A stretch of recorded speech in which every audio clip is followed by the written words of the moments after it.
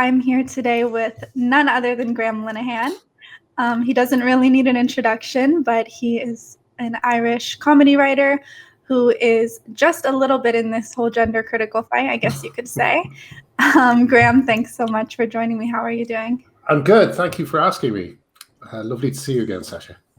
Yeah, you too. It's good. We talked on your podcast, on your show, The Mess We're In, and I've actually been wanting to talk to you here for a while, but an opportunity kind of came up when all this drama went down over the past couple of weeks with Jesse Singal and Katie Herzog. So we're going to get into that. But Graham, first, just tell us a bit, how are you doing? What are your feelings right now about the gender critical movement? Are you optimistic or?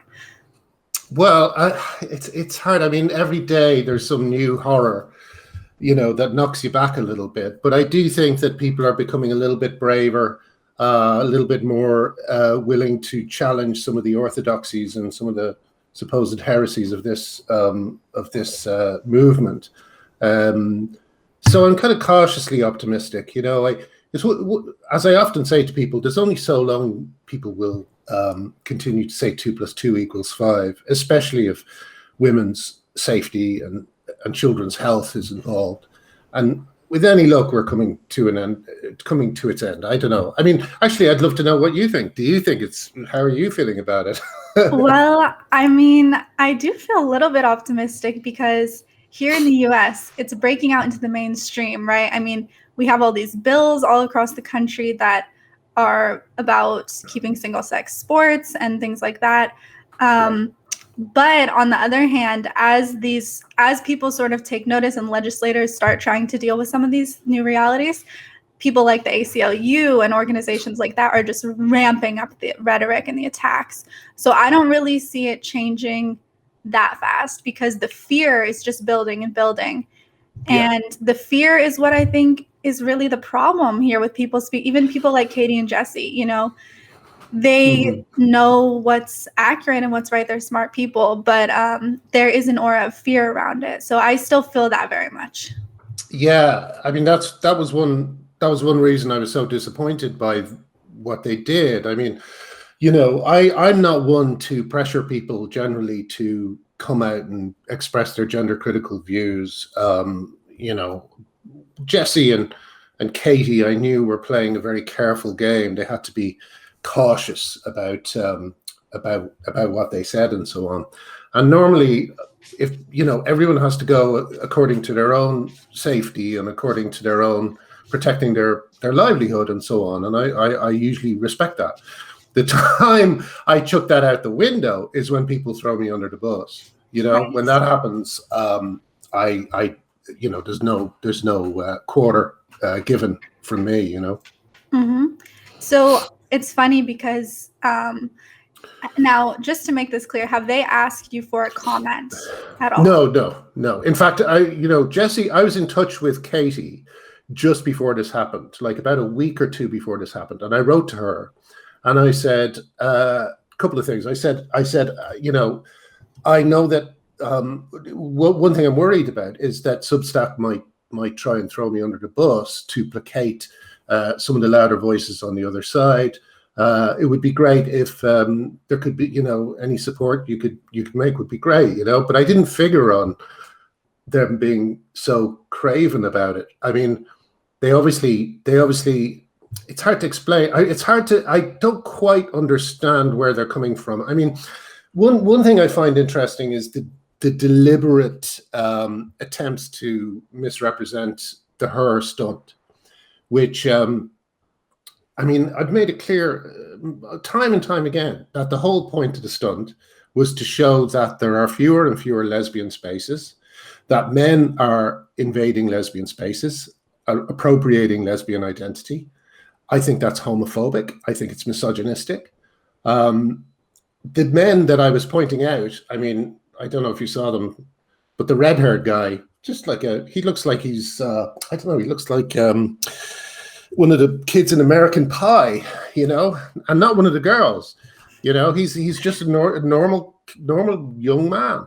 Right. And this guy does not get criticized, but he's doing it for real. He's going into this space and calling himself a lesbian for real. I was doing it to expose how homophobic and misogynistic these guys were being.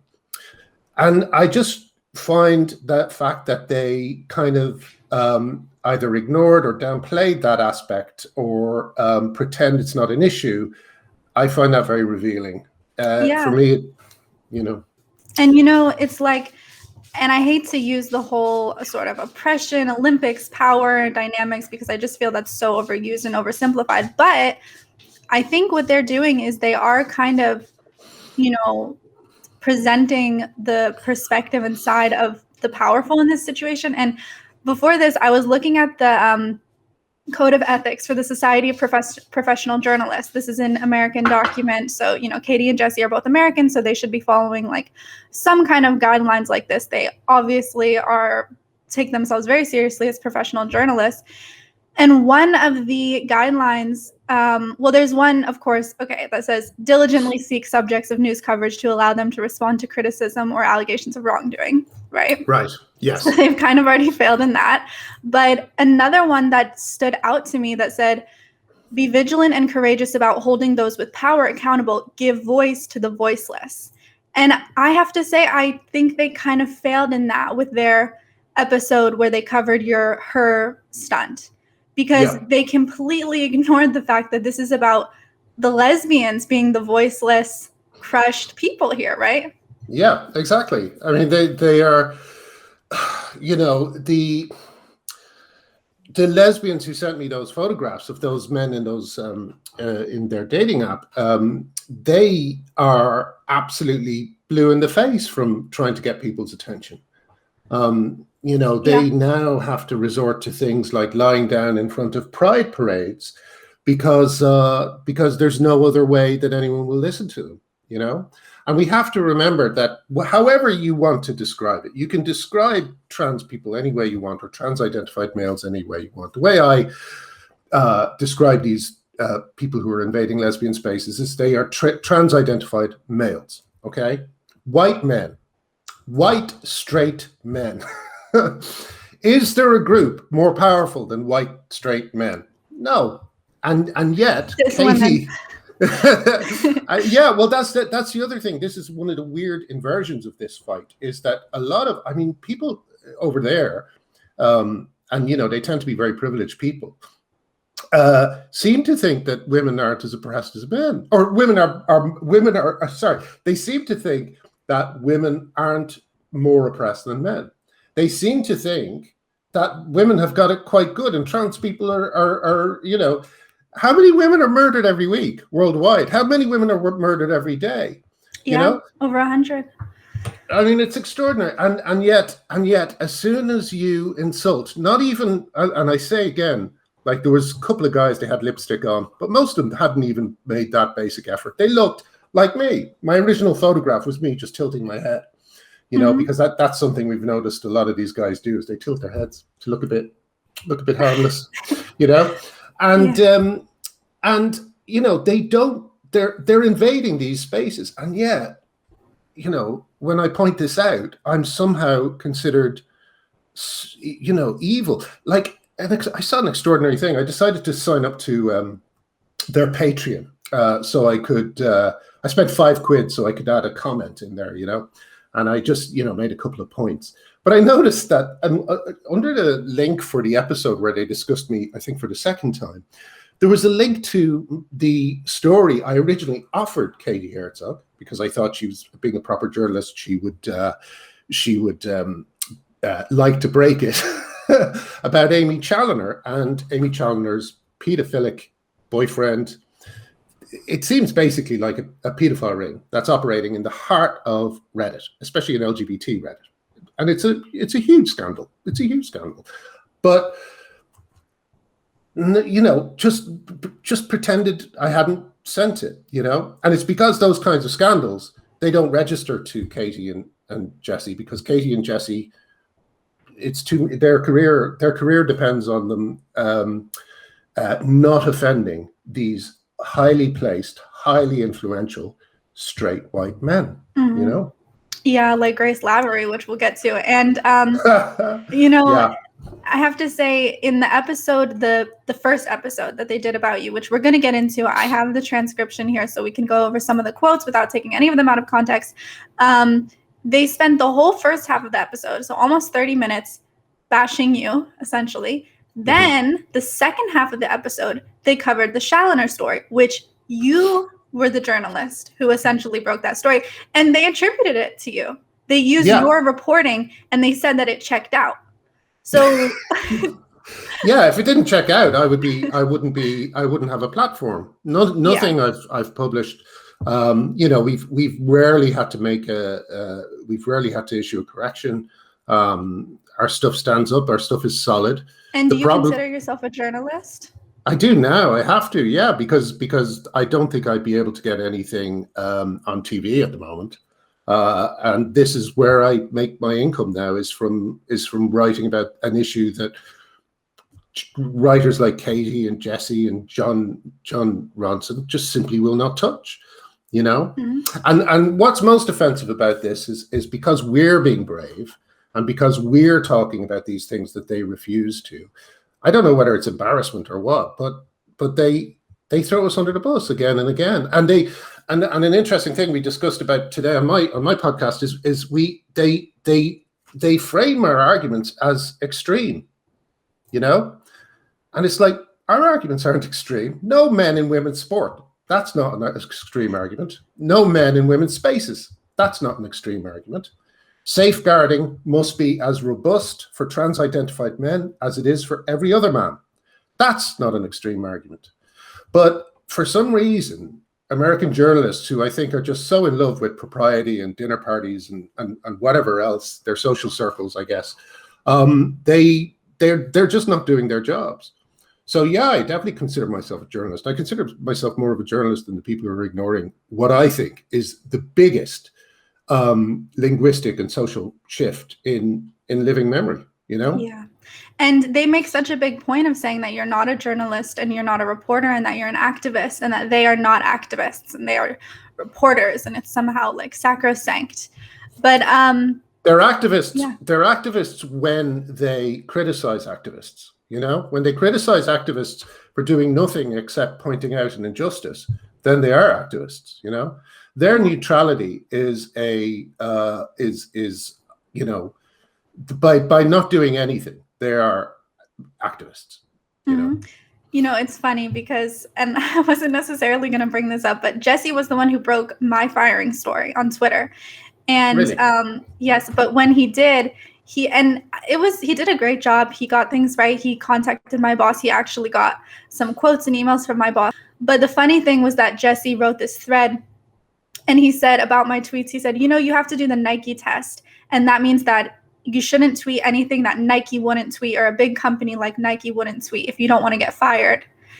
And then a lot of people were calling him out like, well, hey, we just found this tweet that Nike made about women's shoes and men's shoes, so they know the difference too. So essentially they wouldn't even pass the Nike test by that standard, the type of thing that I got fired for. But I think part of the problem, I mean, to be somewhat fair to him, I think part of the problem is that he and Katie are young, and they've grown up with this kind of front-facing relationship with their readers and their audience.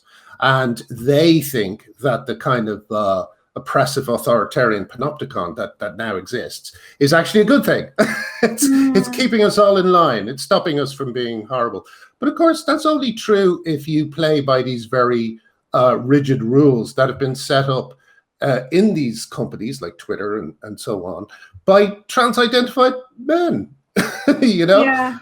I mean, Reddit has imposed, I believe, a site-wide ban on my website. And the thing, I thought I was going to talk about this, but I don't think I ended up doing so. But when Katie and Jesse posted a link to our story that showed the connections between Amy Challoner and, or showed exactly why Nathaniel Knight, who is another moderator on Reddit, who is a self-confessed pedophile, and we believe was well, actually, we don't believe. We know that Knight was in touch with Amy when Amy was as young as 16, or if not younger. They actually said, "Do not visit this link. We recommend you do not visit this link." what is going on? What is going on? Yeah. It's almost like they're trying to protect these people, you know? So it's very shocking for me that journalists are because of this front-facing relationship they have with the audience, they are not doing their jobs. And Katie and Jesse are really falling short of it, you know? I think basically Jesse is so traumatized by the extraordinary lies that have been told about him by for years by trans rights activists, that he's just I call it the Otis move after the scene in The Walking Dead where these two guys are escaping zombies, and one of them shoots the other one in the leg, so the zombies will eat him and not and he can run away. And that's basically what they're doing. They're throwing a bit of meat so that they can escape. Yeah, and specifically from the sort of mob around Grace Lavery and the incitement there, which we should start to get into the details. So first, okay, I'm going to read a tweet from them, a quote from them, from their podcast that people listening, this might make them kind of angry, but Katie said, I don't like to use the term TERF because I think the term TERF is often used as a slur when people say things like fuck TERFs and kill TERFs. I'm uncomfortable with that language. I think Graham is a trans exclusionary radical feminist. Right. Well, first of all, I can't be a feminist because only women are feminists. I think she corrected that, didn't she? And she said, "Oh well, excuse me, he's just trans exclusionary." But okay. But this is a very good example of why Katie is being so dishonest here. Like, for instance, let's take a friend of Grace Lavery's, Tori Peters, who is on a long list to win a women's fiction prize with a book that's just full of the most insulting, degrading opinions about women and what women are. It's an incredible. It's just a slap in the face to women that this book has been nominated, and a woman has lost her place on the long list because of this person. Is that the book where the person said, like, he slapped me across the face and I felt like a true woman? Yeah. Detransition, baby. So we've been thinking, I don't know, unfortunately, one of the problems with being one of the few people talking about this is there's a lot of work. And one of the things we're thinking about is running a woman's prize. I joked that we could call it the Woman's Prize, and only allowing natal women to enter it, you know? Now, the thing about that is that prize would be open to trans men because trans men are natal women, and therefore they would be eligible to enter into this prize. So I'm just using this one example to show no one is trans exclusionary. We are not, certainly radical feminists are not trans exclusionary. They're exclusionary of men. They don't want men in their spaces. They don't want men claiming to be women. They don't want men with all the rights and all the access to their spaces that come along with that. So calling me trans exclusionary is a lazy lie, basically. Mm-hmm.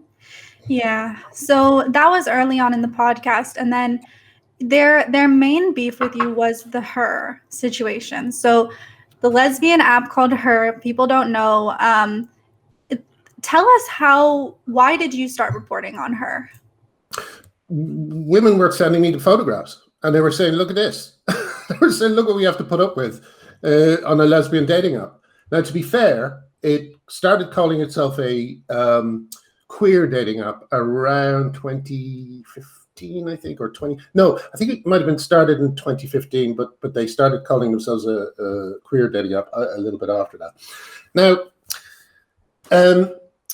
that's as maybe, but it did start as a lesbian dating app. It is called Her. So rather than attacking me, why doesn't Katie, who is a lesbian, although in a relationship, so maybe it just doesn't matter to her, but why doesn't she ask, why did Her stop catering exclusively to lesbians? Why did it start allowing these jokers? And they really are jokers. One of the things that kills me about Jesse and Katie is I know they've seen the photographs. They've seen the photographs of these guys. They look like me. I mean literally, they just wear a shirt like this. There's no makeup. Their hair looks like mine. they look like me. And they've got lesbian in their bio. Why is that not a story? Why am I vilified for doing what these men were doing for real? You know? And it's simply because you know, they know I'm right. They know it's insulting to lesbians. They just don't care. They're too interested in keeping their cozy situation, you know, at the moment. They don't want to be cancelled any more than they have been. And yeah, so it's a position they could have. It could only be dishonest. There's no honest way to make the arguments that they're making, you know. Although having said that, Katie did say she's never visited my blog. So again, why are you basing your opinions on? You know? Yeah, she said that she had never been to your Substack before they did this story. I see. You know, yeah. So they have seen the pictures, and they you know, I've said to them many a time, I will happily come on and speak to you about this, and you can, but they won't have me because they know that they will have to make absolute fools of themselves by telling me exactly what the difference is between me and those men. Right, and so Katie said, Graham apparently heard that there was a lesbian app called Her and that there were trans women on this app. And so he took a bunch of screenshots of these trans women profiles. Okay, so that's not the case, right? Nope. He would call them men, but they were indeed, like you can see on their profiles, they say they are trans women. He took a bunch of screenshots of these women's or these people's, and I should say, like, I understand why people look at photos of these people and say, I'm not going to refer to that person as her, because in some cases it was big beardy dudes. Not just beard. I mean, I cannot get across to you how heterosexual these men are. They are the straightest, whitest men I've ever seen, you know, and maybe if you could cut in a few pictures, I'll send you the choice ones. You could cut in the pictures of who we're talking about, because for them to ignore that, you know, there's one thing that's going on. Let me just segue a little bit into another thing. I wrote a piece yesterday about, I edited a piece yesterday written by this woman who just did a very simple experiment. She took a number of news stories about criminals of various stripes, mostly pedophiles, and they were all called she in the way the media reported it. And in some cases, there would not be a photograph accompanying these stories. So, and no mention of the fact that they're talking about trans women either. So you read a story about a pedophile that uses she and her throughout, and you come away thinking that women are responsible for these crimes. It is an incredible insult to land these crimes on women. These are male crimes. And yet you have journalists like Katie and Jesse who would rather maintain that level of obfuscation than actually address it and say, something's gone wrong, we need to sort this out. Arty Morty said it's a major, major failure of American journalism, that they are just accepting the idea that some people can just call themselves trans and they're trans. It's bullshit. Right. Excuse my language. No, that's okay. This is unfettered podcast. Yeah. But so Katie's stance on this was basically like, if you're on this app, first of all, it's a queer app, so it's inclusive. Actually, I wanted to stay on that point a little bit because she said this app is obviously inclusive. It's not exclusive. She said, I could understand if Graham would get annoyed about an app that was explicitly exclusive and only for cis women, but this wasn't the case. So they're not going against the policy of the app, the trans women, by going on the app, and all you have to do is swipe left and then they disappear. That's what Katie said. Then why are they so angry about me going on it? Do you know what I mean? Because you're a cis man. Because I'm a cis, but what makes me a cis man? Like, the thing is, this is the level. There is no interrogation of these concepts. You know, Katie and Jesse have just decided, along with all their idiot, you know, idiots who go along with this stuff, that there's such a thing as cis. I don't believe there is such a thing as cis. You know, I don't think I'm a cis anything. I'm just a straight white man. So are the people on the app. They're straight white men. And for some reason, some Americans seem to have kind of bamboozled themselves into thinking there's a substantive difference between someone who writes lesbian in their bio and me. there's no difference between me and these men. No difference, you know? I mean, would you, I guess, have a different view of someone who has lived as a trans woman for many, many decades and has undergone a lot of treatment and maybe passes as a woman? Yeah, there's definitely more nuance in I think what it comes down to, again, this is a quote from my friend Arty, like, we in this fight, we on this side of this debate, we treat people as individuals. We say there are good people and there are bad people who are who take on a trans status. The big problem at the moment is not that there's a whole cast of people who are predators. It's that there's a sacred, untouchable caste. And once you enter into this caste, then you are above criticism. You are, it's. I grew up in Catholic Ireland when the priests really had control. It was coming to the end of it. People were getting a bit sick of it, but it was definitely there. And so I know the power that priests had. The charge in a room, the room's atmosphere would change when a priest came in. They were considered somehow, because they told everyone they had a direct line to God. Everyone kind of completely believed all that, And this is what kept those predators in Boston and everywhere else in the world protected for so long. And again, it was propriety. It was politeness. Don't say that. Oh, it was awkward, embarrassing, priests touching little kids. No one wanted to talk about it, And then suddenly, a few people did, and the floodgates opened, and it suddenly turned out there were hundreds of kids who'd suffered this. So one of the rules of safeguarding is you do not create sacred castes, ever. I'll give you another example. In the UK, a woman named Helen Watts, she's a Girl Guide leader, and she was chucked out of her Girl Guiding troop. She lost her Girl Guiding troop because she questioned the guidelines from Stonewall that were coming in from Stonewall. The guidelines from Stonewall are just extraordinary, and I still find it hard to believe that it isn't a much bigger story than it is. I think all these stories should be bigger stories. The Reddit story should be huge, and the Girl Guiding story is another one, which also has a connection to Challoner, actually. But anyway, that's another. I'll go on to that later. But anyway.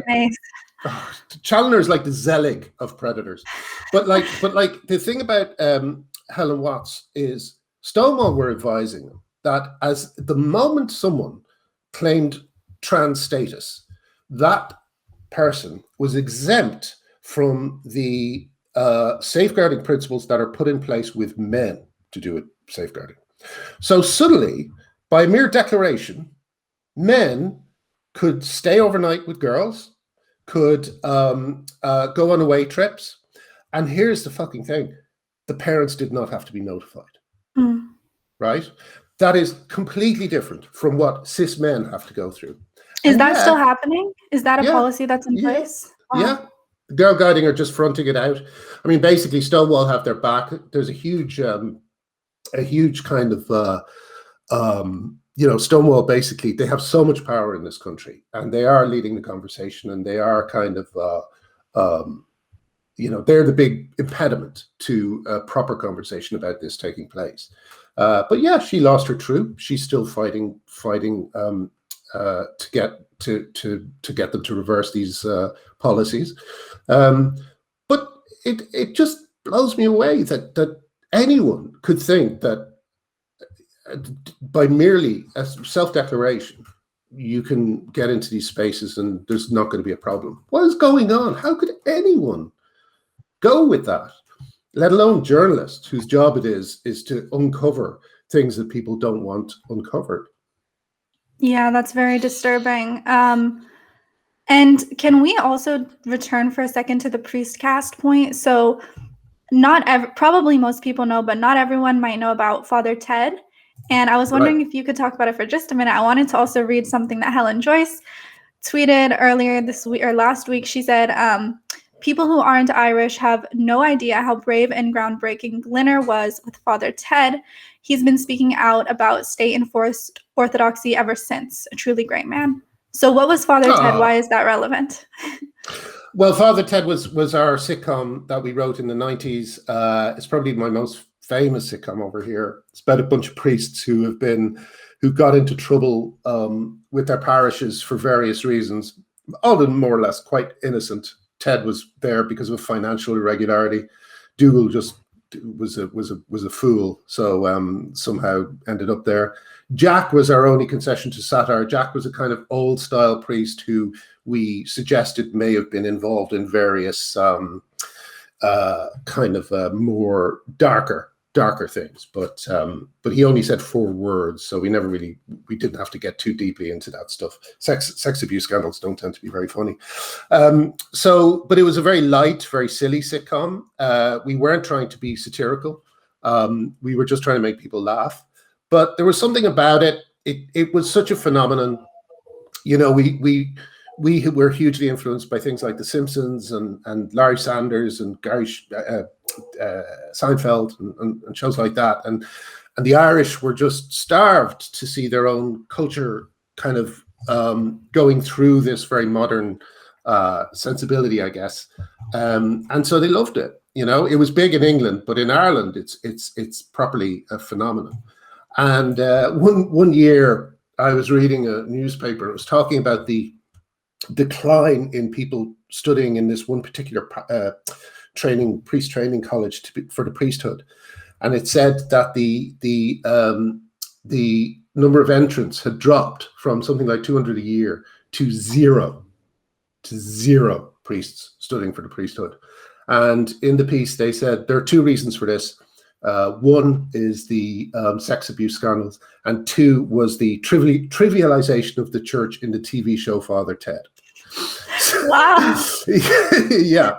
So, you know, we basically, the thing that really took the Catholic Church down in Ireland were the sex abuse scandals. Even my mum, who was always very religious, she just, after a while, the news that was coming in, she couldn't ignore it. You know, I mean, they're still religious, but they know they really they were the people who demanded a change from the church. So you know, we just greased the wheels a little bit, made it a little bit easier to ignore the priests who were, you know, complaining and shouting and demanding their exalted position back, you know. Mm-hmm. So yeah, we had a bit of a hand in it. Yeah, and it's such an interesting point about the role of comedy in society, and when in the face of something wrong that's happening, especially something that, like you said, there's sort of this veil of silence and people don't want to speak out. And in their round 2, Jesse and Katie, they did, you know, sort of corrections and addendums to their first podcast.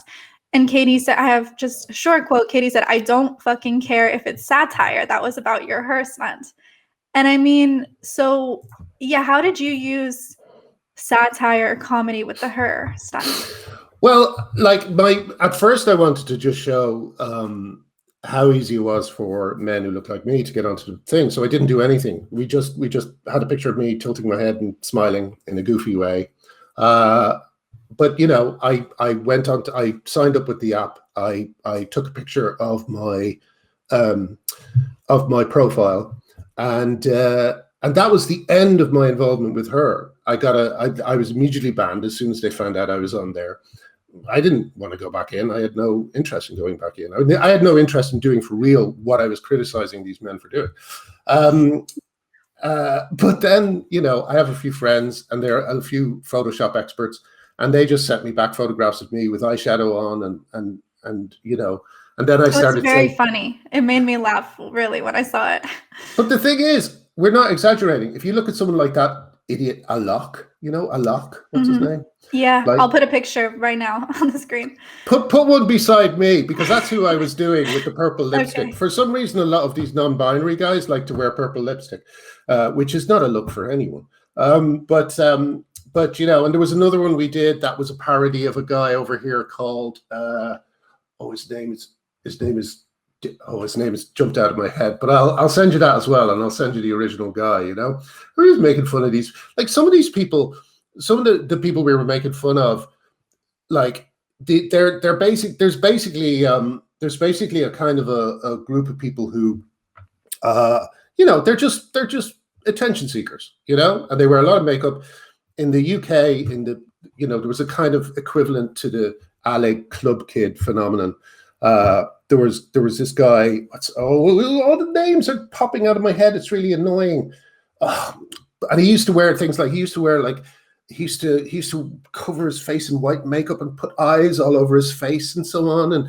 And people would be tripping on E's in the 90s, so they come across this guy and it would just be terrifying, and he was a really interesting presence. That's another reason why I hate this fucking movement. It's because it turns interesting people into just the blandest conformists, and they're just doing the same thing. But because now we've created this priest class, when they're interviewed, they get this guy, his name is Jamie Windhurst. That's his name. This guy, Jamie Windhurst, he wears completely white makeup, puts stars all over his face, lipstick and so on. And he gets people to pay for his taxis because he's scared of being beaten up. It's like, my God, just change when you get to the club, But it's but anyway, so it started off from just making fun of the completely cis guys, and then it moved into a slightly different area where we started making fun of some of the personalities who I just think are taking people for a ride in all this, Alok is one such person. He's just taking people for a ride. And Jamie, even though he is taken for a ride by the taxis, is also taking people for a ride. So it's, it just morphed into something. I wanted to keep it going because I wanted to draw as much attention to it as possible.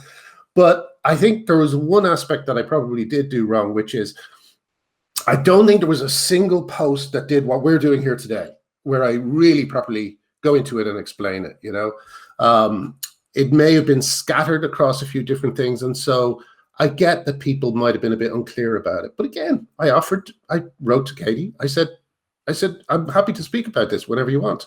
No response, Mm-hmm. Yeah. And I mean, so, as I read the journalistic code of ethics before, how you're supposed to diligently seek out people you criticize to give a comment.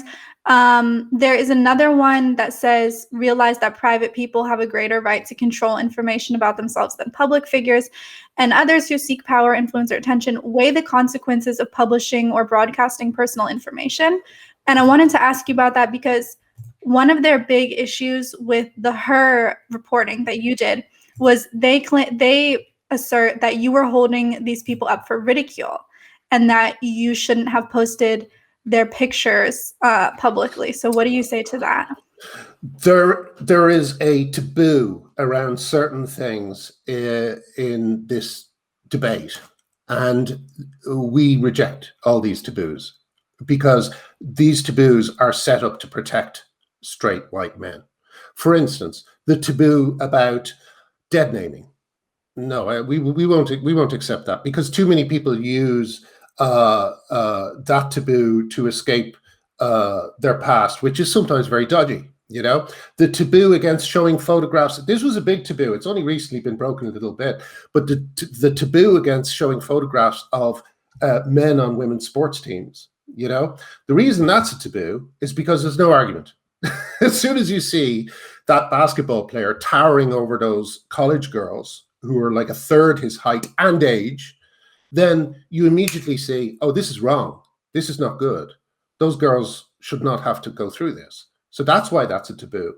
And the last taboo is photographs of showing photographs of anyone with a trans who is trans identified. Again, I reject that taboo because basically lesbians are putting up with these guys in their spaces, and when you see it written down, especially if you're observing pronouns, no one understands what's going on. She said this, she did that. The women were upset that this other woman was in the room. No, the point is not, and also the point is not to make fun of their appearance. The point is that they're men. They're men. And you, Jesse and Katie, are obfuscating that, and you are helping abusive, predatory men by obfuscating that. So we reject this taboo. This, no offense, Sasha, but this is an American religion, and the taboos are American too.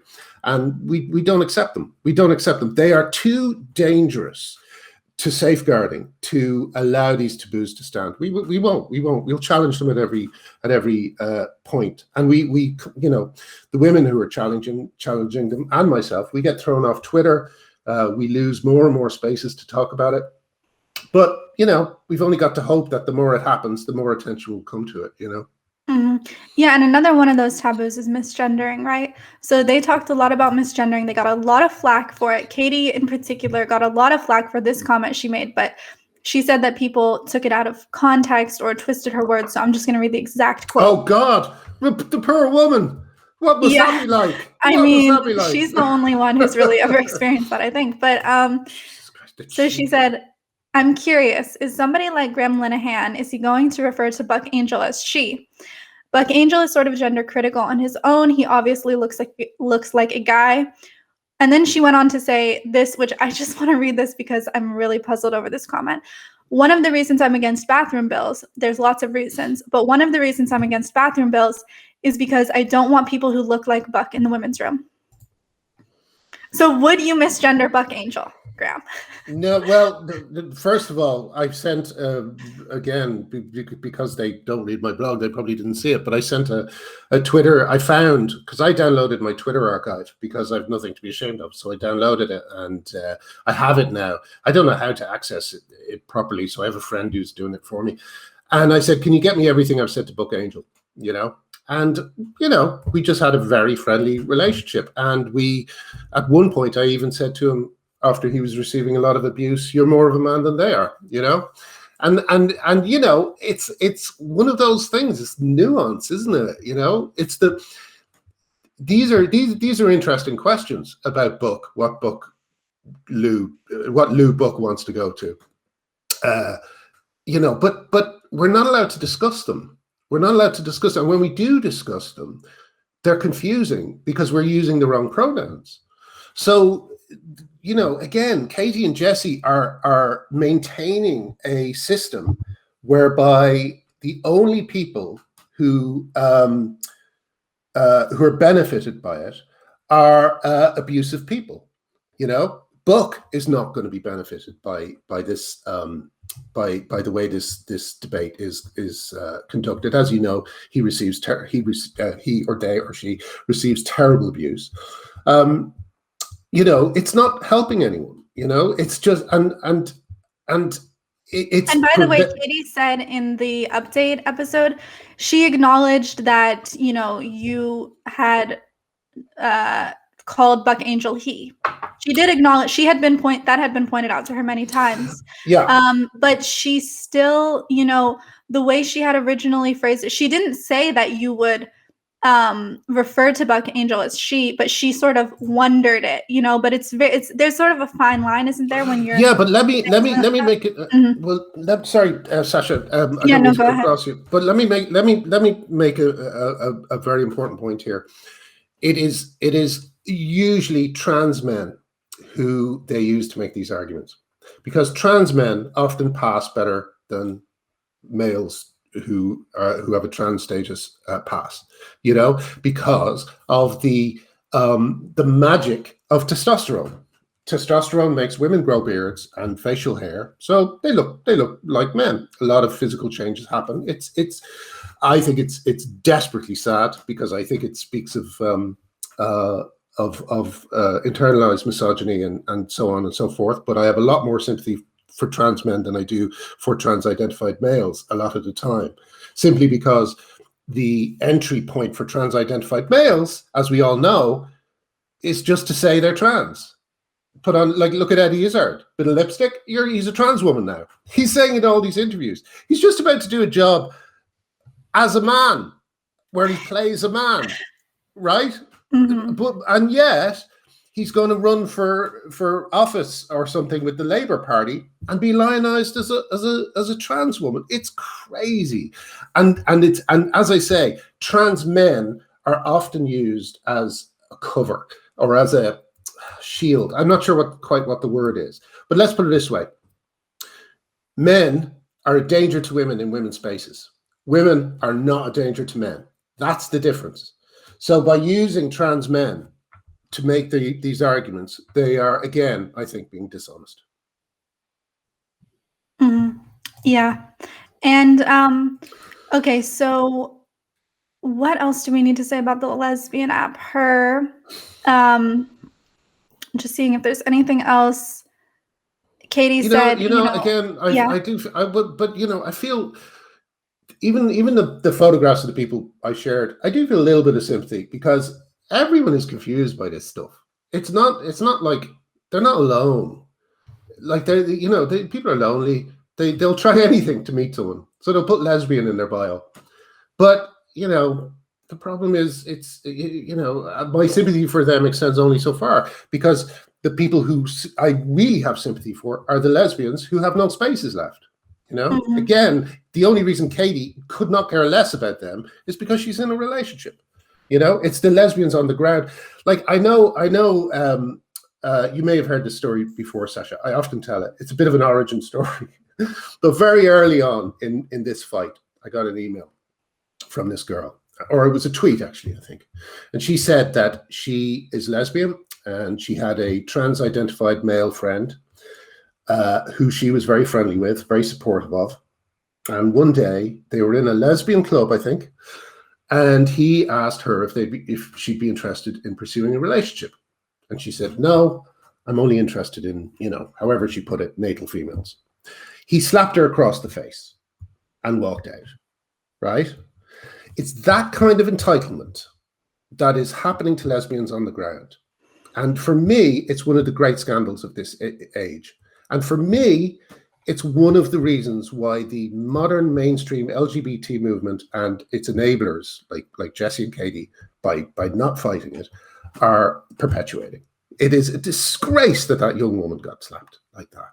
And we know that this is happening not just to we know that this is happening across the board. We know it's happening everywhere where gender identity has got a hold.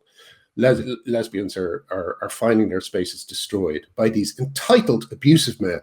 And again, I'm not saying that all trans women are entitled and abusive. I am saying that the cover provided to them is creating this sacred caste, so that you can't criticize them, and every criticism is seen as abusive or bullying or whatever it happens to be. It's Yeah, and Katie was very emphatic that the app is inclusive. In her words, inclusive. But she said something that did annoy her about the app is that when you sign up, you have different choices for your pronouns and whatnot. But you can't choose to be a woman. You can choose to be, non-binary, gender fluid, trans woman, trans man, but woman is spelled with an X. So you can be a womexen on the app. Yeah. So Katie took that to mean that the app is clearly designed to be inclusive, an inclusive app. I would just say, doesn't that make it exclusive of women? Exactly. And it's exclusive of lesbians, I mean, the double thing that journalists like this are allowing themselves to become engaged in is, it will never fail to astonish me. I know that Jesse and Katie are talented journalists, but this is a huge blind spot that they have. Arty, again, in his piece said about me, he said that the failure to interrogate things like, what does trans mean? What does it mean? Is Eddie Izzard a trans woman? Then what is if I put on lipstick, am I a trans woman? Do trans kids exist? I don't think they do. I think a lot of that comes from ROGD. A lot of it comes from crazy parents, homophobic parents. These things are not being interrogated at all, because they are terrified they're going to be cancelled, and they need to be interrogated.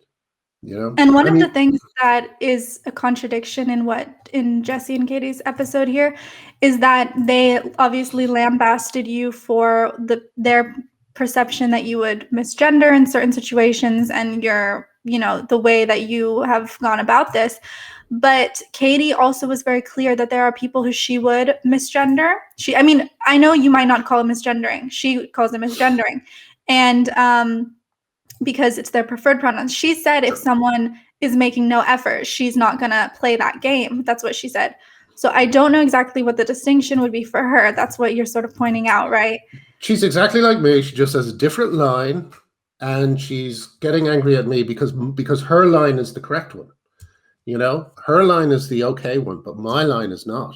My line must be criticized. And well, they would argue that they are, you know, maligned as TERFs as well. So they did make that point. They said there's no amount of anything we could say that would get us back in the good graces of the trans community. Do you think that's true? I don't know. I mean, you know, I used to.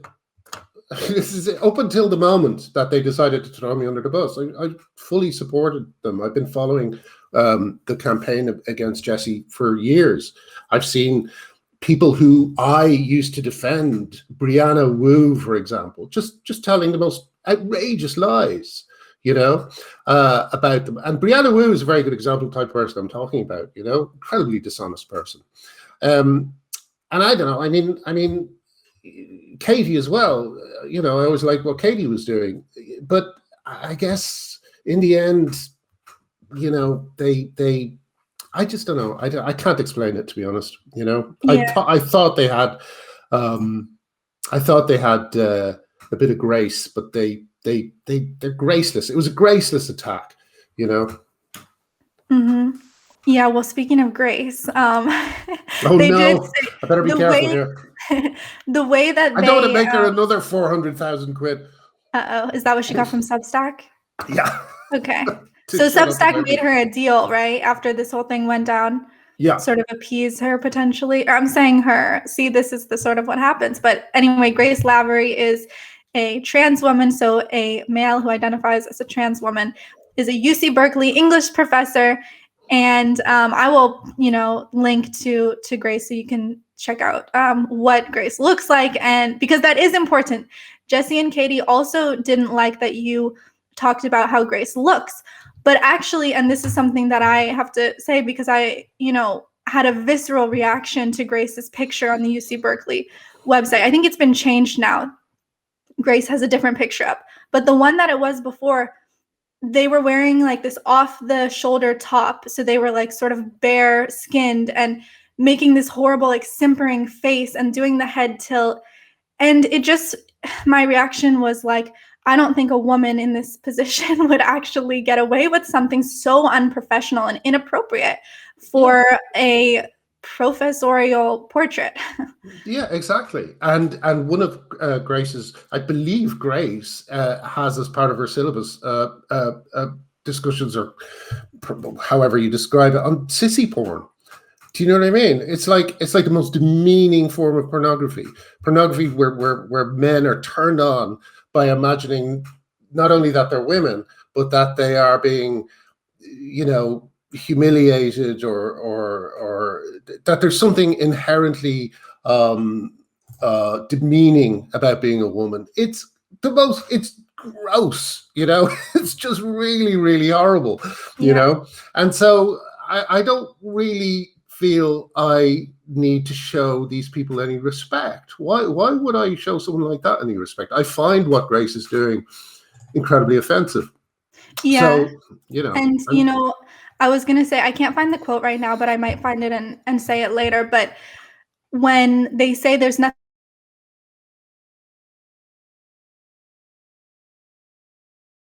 they are attempting to appease Grace Lavery, because if they really didn't think there was anything they could do, there was a comment that made me think, then why would you say this sort of appeasing comment to Grace? So I may be able to find that later. I know. Well, you know, and the other thing they do is they kind of, they like to portray me and Grace as two sides of an argument that like I'm on one extreme and Grace is on the other, you know. But again, something I really want to make sure that I impress upon people is that my views are not extreme. My views are not extreme. No men in women's spaces is not an extreme view, you know. Children deserve safeguarding. That is not an extreme view. Puberty blockers should not be tested on children. That is not an extreme view. So to say, oh, they're both as bad as each other is typical of the kind of, you know, decorous kind of American journalist. You know, it's a really grim species. Yeah, I can't disagree with that. And then before we go too far away from the Her app, this was hilarious. So Katie said, I haven't seen any hard proof of this, but apparently the app was deleting profiles that said biological women only, which I think is kind of fucked up, you know. And then Jesse replied, and I do want to ask you, Graham, if you know about that. But first, let me go ahead, just tell us. I haven't heard that, but I have heard that does go on in different places. I know that women are getting harassed for putting things like that in their bio, and so yeah. And I know that women do get chucked off dating apps for stuff like that. Yeah, and have they written to you about that as well? Who written to women, me? Lesbians in general? No, I think I just kind of picked it up through the circles that I travel in of all the kind of witchy women that I know. Yeah. So then Jesse replied to that. It's crazy that you're not allowed to have that. I mean, that's my preference. I'm not allowed to have that or express it on a dating app. I know. They just can't think straight about this subject. One of the problems is because they have accepted, I mean, maybe they wouldn't actually say it, but they've accepted the premise that trans women are women in such a way that it means that they will criticize people for misgendering, example. Because they've accepted these extreme positions, let's remember, these are the extreme positions, then everything, you know, they can't really think about this in a coherent way.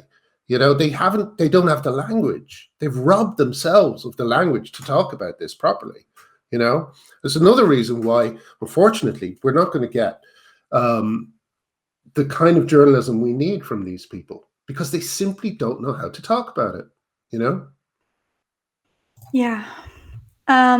Okay, so yeah, I thought that was pretty funny that Jesse has the same preference as the lesbians, but he can't understand why they have a problem. It's like, yeah, every, you know, it used to be a joke. You used to see fat 70s comedians saying they were lesbians trapped in a man's body, and now men can say for real, and you're not allowed to make fun of them. No way.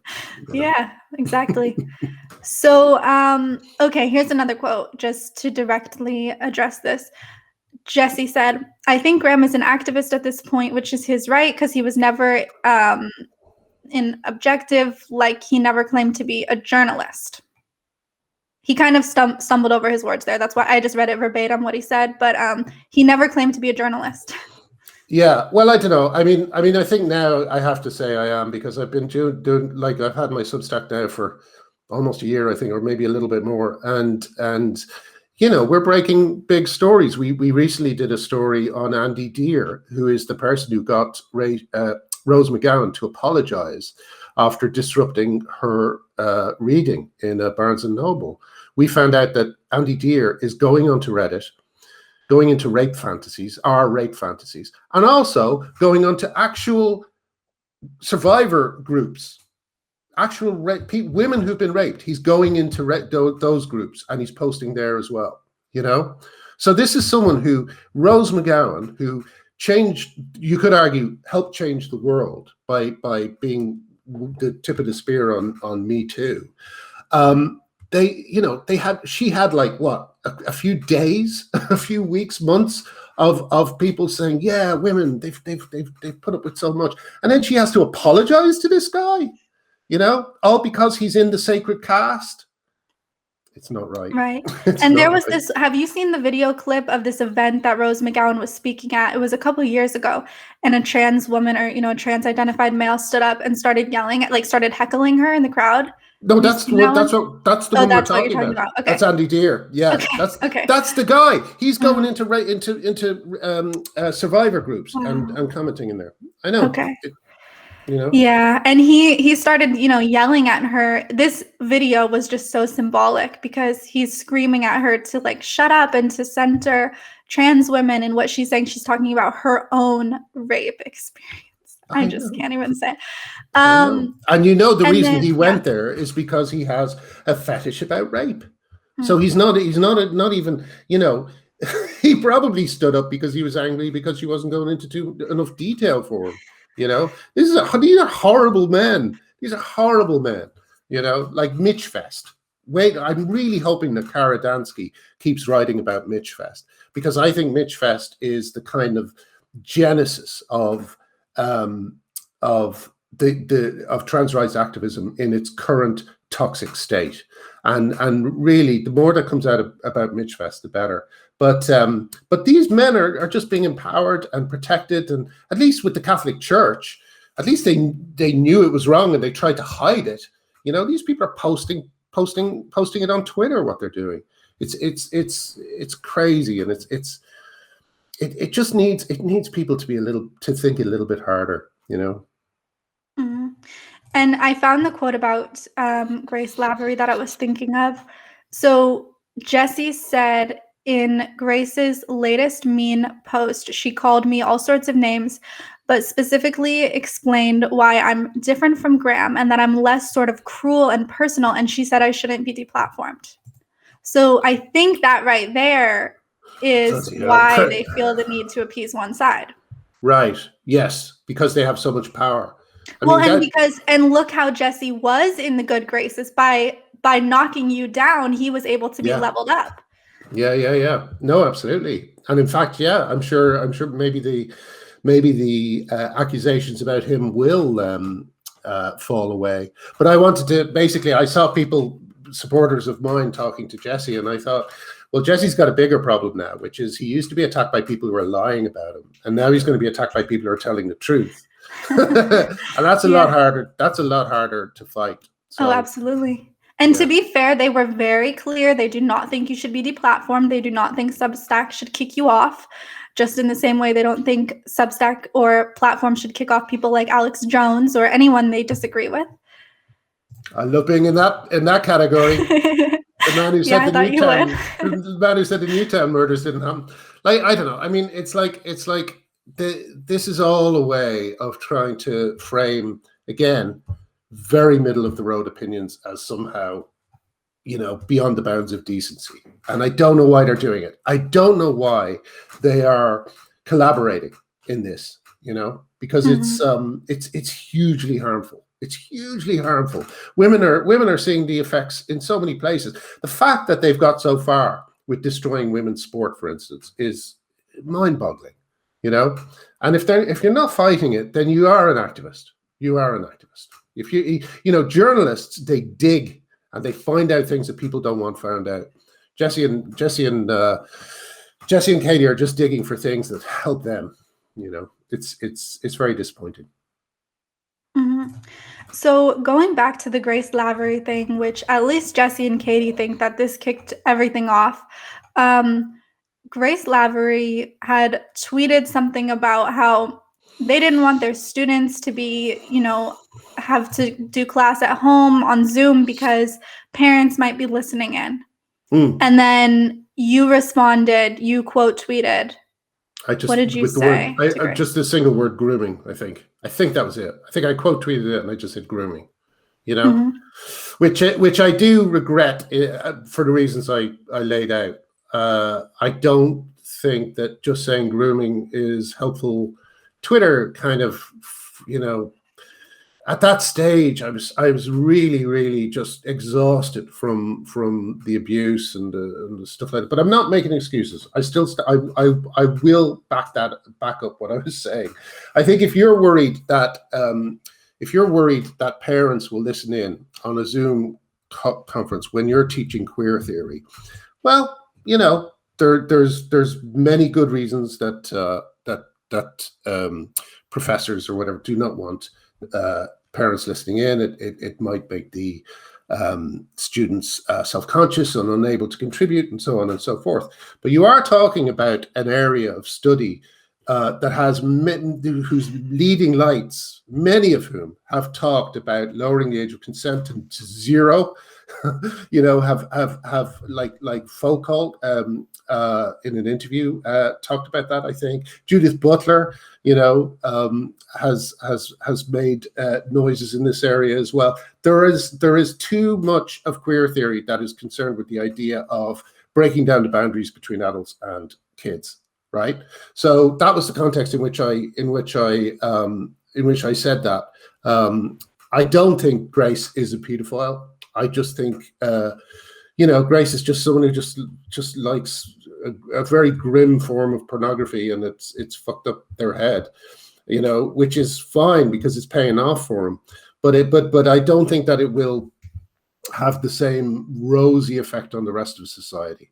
And I don't like the fact that fetishism is being normalized and is being fetishistic men are being portrayed as the most vulnerable class in society. They're not. Fetishistic men are men who their kind of their rights need to be I don't quite know how to phrase this, but basically women and children have a right to be protected from fetishistic men. Women and children have a right that their spaces not be invaded by fetishistic men. And I think pornography is leading to a situation where these boundaries are dropping, a sacred caste is being created, everything's being blurred, queer theory is turning everything into a kind of amorphous soup. And it's extremely dangerous. It's extremely dangerous. It will lead not just to one or two cases, but to a whole atmosphere where I think that the abuse of women and children is going to be, more of a kind of a, what's the word?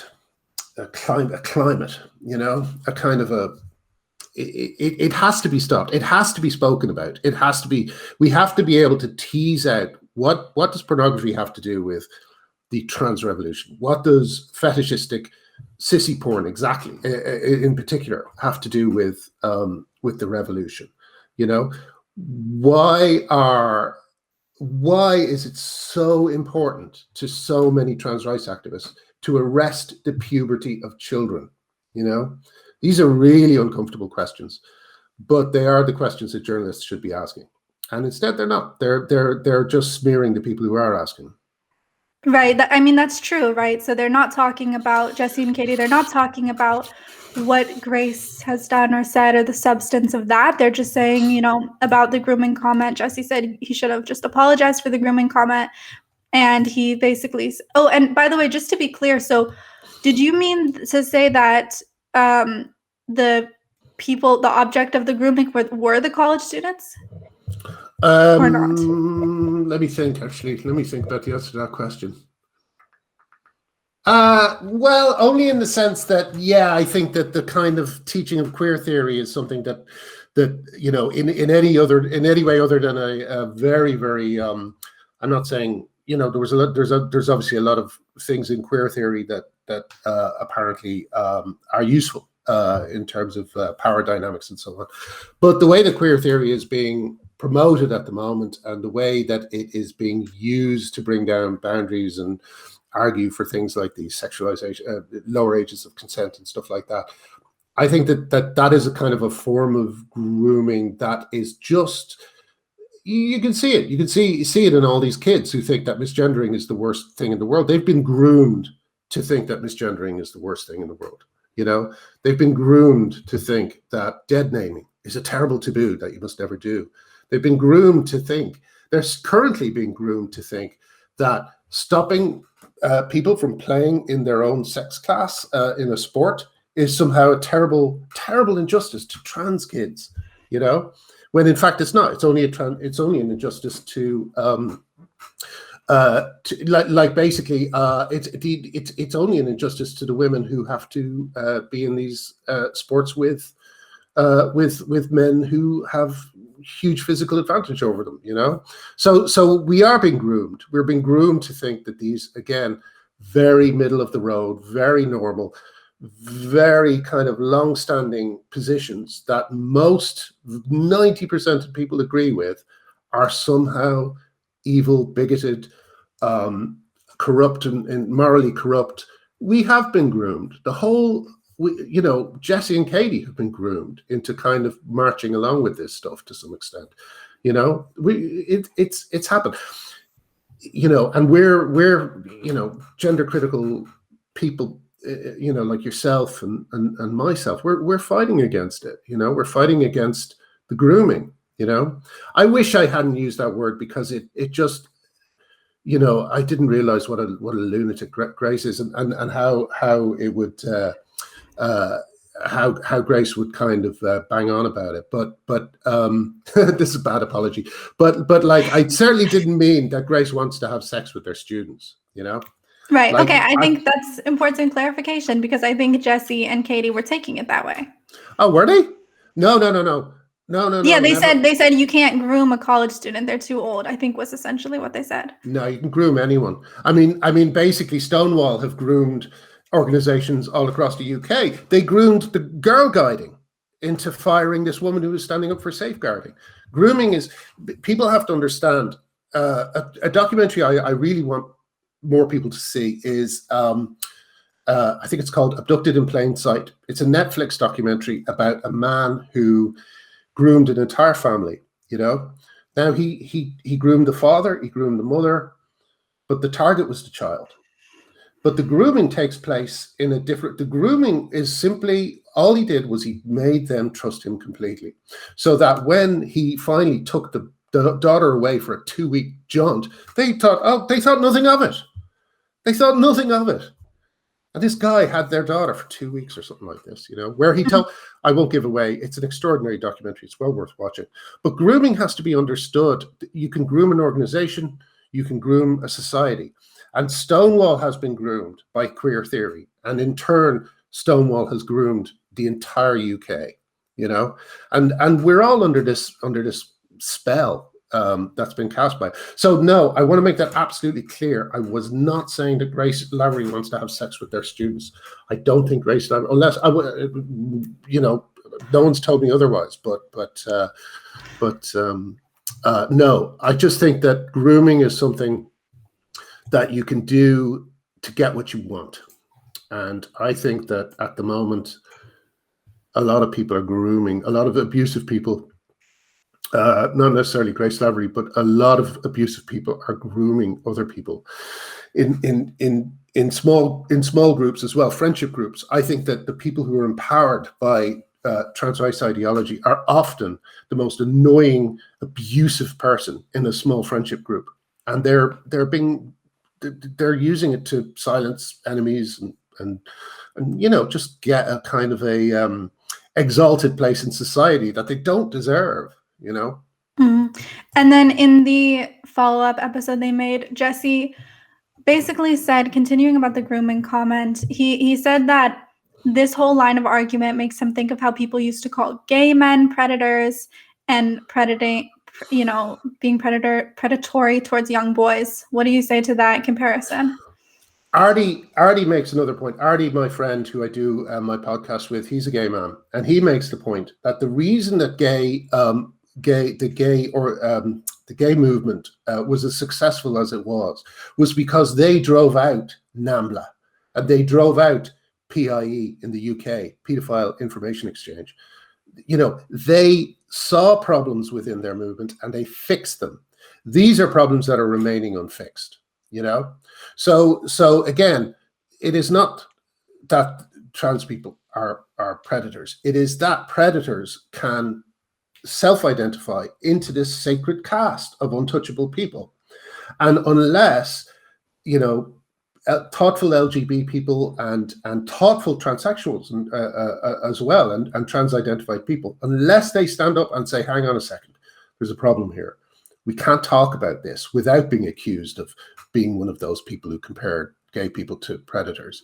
You know, unless they get the bravery to stand up and start addressing this problem, which is tearing the gay community apart, and it's getting worse as time goes on. You know, recently, you know, there was a trans man who was stopped from going on some, I don't know what it was. It was some like Turkish bath type experience. I think it was an orgy. Basically, it was an orgy, and this trans man was rejected. You know, now this I think this poor woman has been groomed into believing that gay men would accept her as a fellow gay man. And it's not true. And they think it's true because they're being told it by everybody, you know?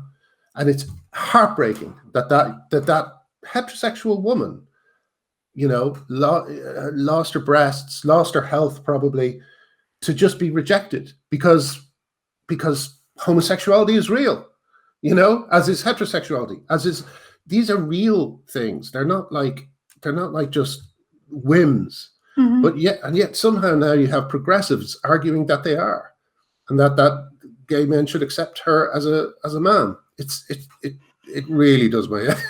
Right. Yeah. But yes, but that's a very good example of grooming. That young woman has been groomed. Sorry, Sasha, I'll just give you one more example. There was another woman, and she said, trans man. She said she goes out with these women because she's actually a gay woman, right? But she presents as a straight man, maybe facial hair and all the rest of it, deeper voice, Keira Bell. We've all seen what happened to Keira Bell. We know what happens, And then she goes out with these women. They go home. She has a fucking vagina, and they don't want to have sex with her. Because of course they don't. Because they're not gay, And her comment on all this, because she wrote about it on a Reddit post or something like that, was, I don't know what they're all complaining about. I've got a drawer full of dildos. Now that woman has been misinformed to an almost criminal degree, And just because other people are pansexual and don't mind, who they do it with, it doesn't mean everyone is, and I just worry that there's going to be a lost generation of people who have been groomed in this way. Mm-hmm. Yeah, and also going back to Grace Lavery, if people don't know, Grace Lavery has tweeted things like, you should go steal Abigail Shire's book and burn it, or I think that's what she said. You should get her book and burn it. She was joking. It was a joke. Yeah.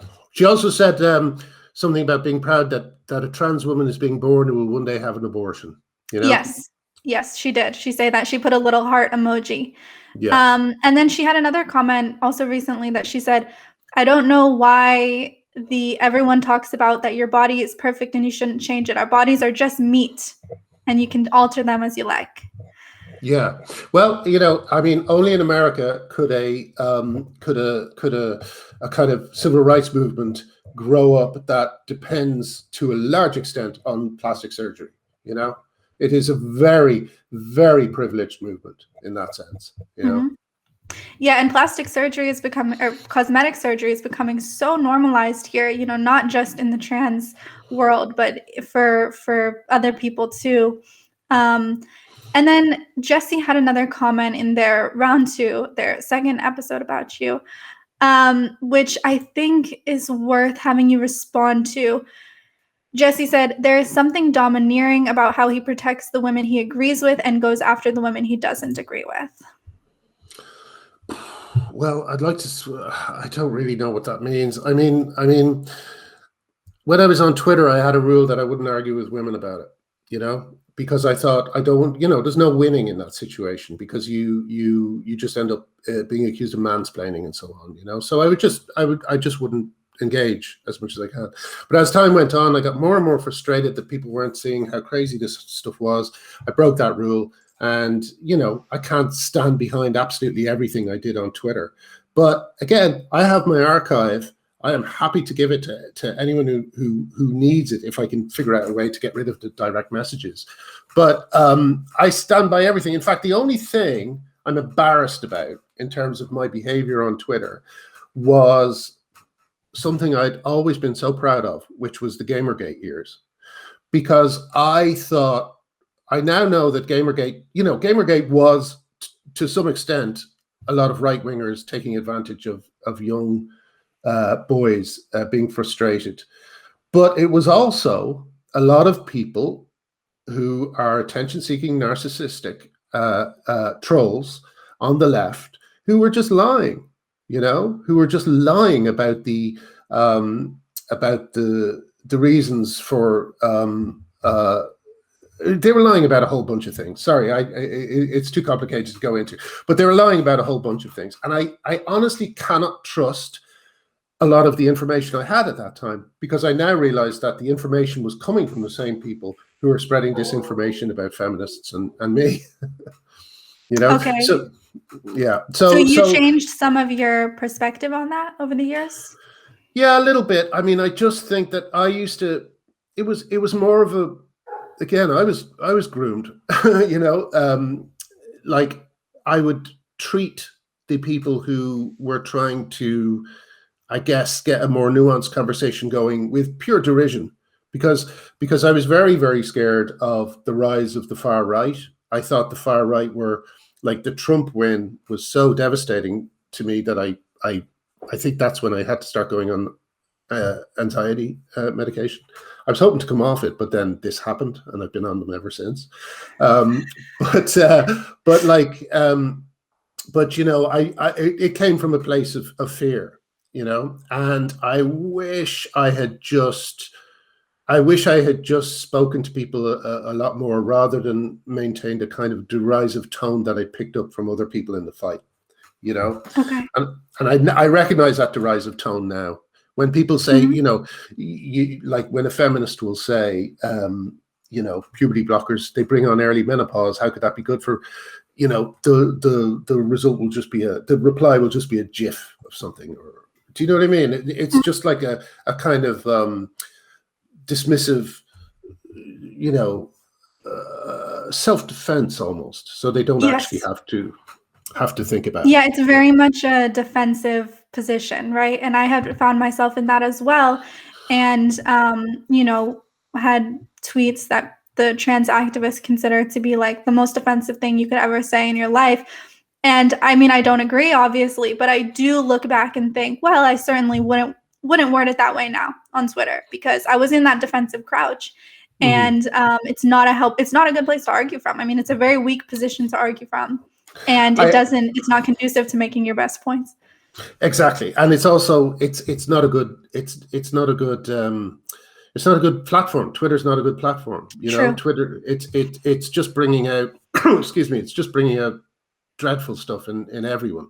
Mm-hmm. You know, I mean, it's no coincidence that Trump was so adept at Twitter, and he became president, and he was, you know, basically unopposed for 4 years in any meaningful way.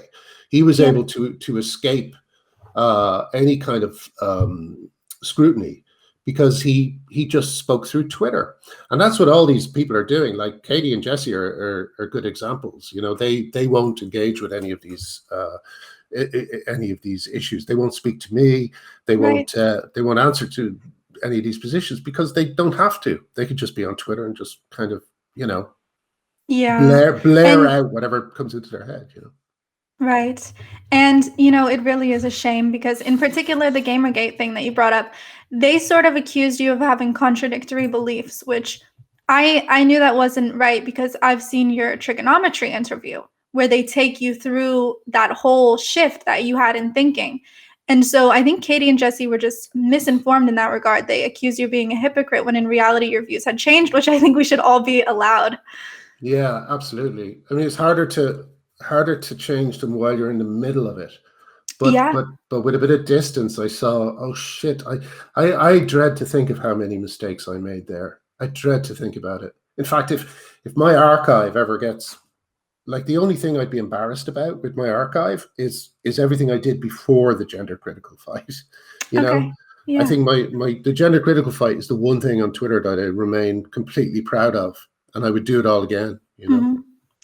Yeah. Well, I think, and then, you know, part of the story that Katie and Jesse did mention, but to me, this should be the whole story. This should be the most important thing, is that the police showed up at your door for your tweets. Is that true? Yeah. And Katie covered it. But Katie covered it, and I remembered later, I thought about it later, and it struck me as strange, because Katie framed it as fighting on Twitter, the police might come for you or something like that. And that to me wasn't the story. The story was that there were some abusive men who the police were protecting, and the police were kind of acting as reputational bodyguards, and they were silencing women and rare men like me. Yeah, I think, in fact, I was the only male target of one in particular. But she framed it as, oh, the police, they don't like free speech in the UK, you know. And it's like, again, They ignored the story. They ignored the real story, you know. And it's I don't know. I what can you do? You can only just keep saying what you're saying and hope that people start listening, you know. But they aren't so far. Yeah. You know, if Jesse and Katie want to have the right to reply to this, they have every right. They can, you know, I'm not saying I have to invite them on my podcast because, as they say, I get to choose who I invite on my podcast. But they have a right to reply. And They I'll come on. I'll come on again. I'll answer any of these. You know, I mean, I'm always available. But again, they can't risk speaking to me because they know I'll ask them. Well, what sex is Eddie Izzard? Is he a man or a woman? Does wearing lipstick make you a woman? Why? And they'll have to just make utter clowns of themselves as they defend these positions. You know? Yeah, and you know, I think that they do have an obligation to give you the right of reply, and in some regard, right? So even maybe if that's just posting this interview, they might want to consider doing that. Yeah, I'd be happy. I'd be happy with that. It would help save an awkward situation because I don't necessarily want to speak to them. But yeah, it might be a little awkward. Although they might post the link and say, "Do not click this link." Do not click this link. I promise the link won't give you a virus. I know. Yeah, that's how it looks. It does look like they're warning of something like that. Yeah, I mean, that's the only reason that I would ever tell someone not to click a link. Well, I guess there's a couple of reasons, but to not click a link, but not because of the information in it isn't favorable to me. The virus they're worried about is people thinking about their position. That's what they're worried about, the virus of thought. Precisely. You know? So, is there anything else that you want to say regarding this whole drama? Is there anything that I missed that was important to you? I don't think so. Oh, there is one thing. Yeah, okay. I will say this. I've had threats, you know, posted to my home address, hand delivered, you know. So when people do things like this, it has a real impact. I don't think my positions are evil.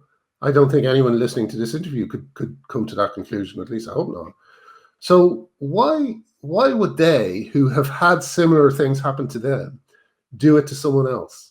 I think they should at least think about that before they, you know, having a podcast with it that is influential and listen. They have a responsibility, you know, not just to their listeners, but to the people they're talking about.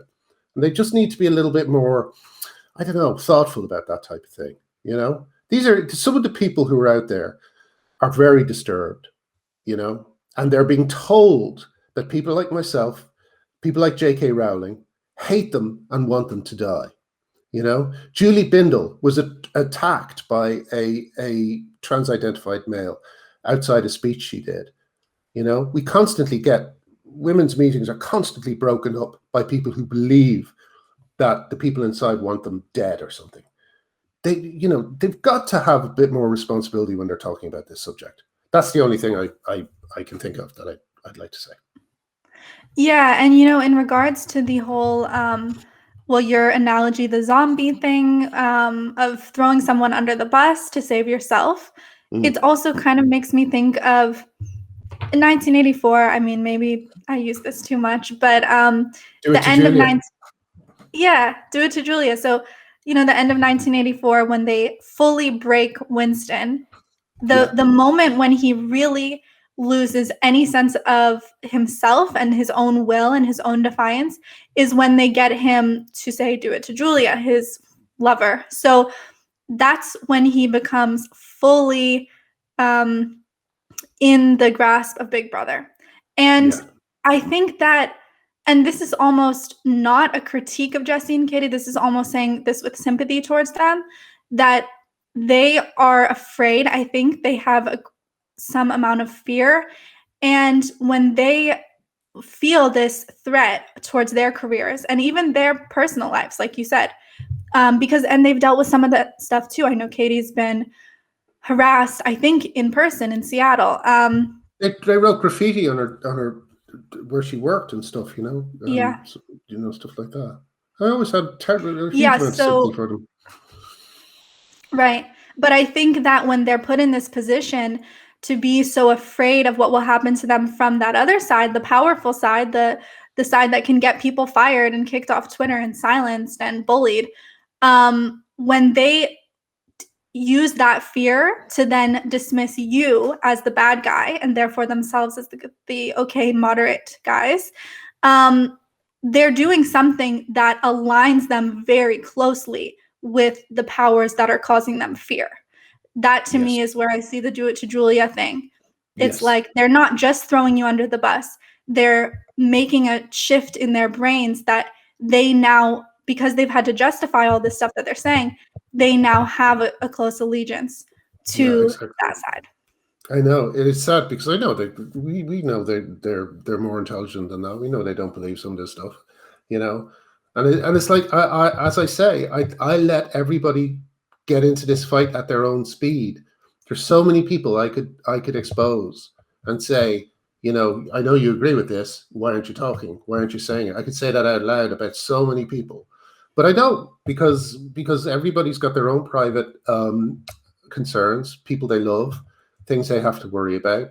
So you have to get there at your own speed. You have to do what you can, but don't. If you're going to throw people under the bus, then I'm sorry, but all bets are off. You know, don't put other people in danger to make yourself safer. That's not right, you know? Right. And in reality, it's not even effective because in the end, they'll come for you anyway. That's the other thing. These people, they never forgive. They never forgive. So, you know, it's fruitless. Yeah, I mean, it's completely fruitless, right? Because the only way that we can stand up to this mob is to stand together.